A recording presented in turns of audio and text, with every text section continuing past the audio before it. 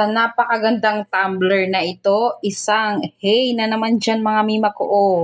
Talaga naman, kaganda-ganda niyan, oh. Naka-emboss ang kanyang pangalan mga mi, and then with free silicone na po ito. Ayan, with free silicone boot na yan, talagang hindi magagasgas ang kanyang puwitan. Ayan siya. Ayan, di ba? Mabilis lang yan ilagay, mga mi. Oh. Safe na safe ang ating tumbler and double walling na rin po ito. Bagong labas ng Hollow Flask, mga mima ko. Ayan.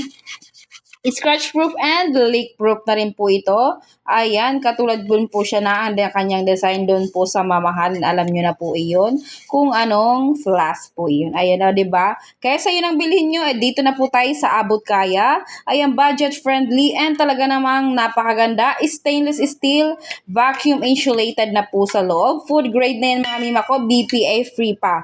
O, diba? Safe na safe para sa inumin ng ating mga Junakis. Ayan, ang mainit po ay tumatagal ng 12 hours and then kapag malamig naman po ay tumatagal ng 24 hours. Napakaganda ng bagong design mga mi. Matte finish na yun rin po ang kanyang kulay. Kaya napakaganda. Gradient, color. Available pa po ang ibang sizes mga mima ko. Just tap the yellow basket and click nyo po ang inyong gustong color. O, diba? Napakaganda mga mima ko.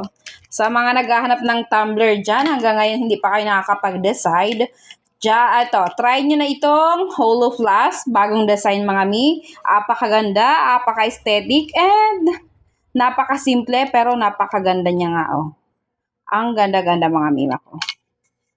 Kaya kung naghahanap na, consider this one. Just tap the yellow basket. Salamat po!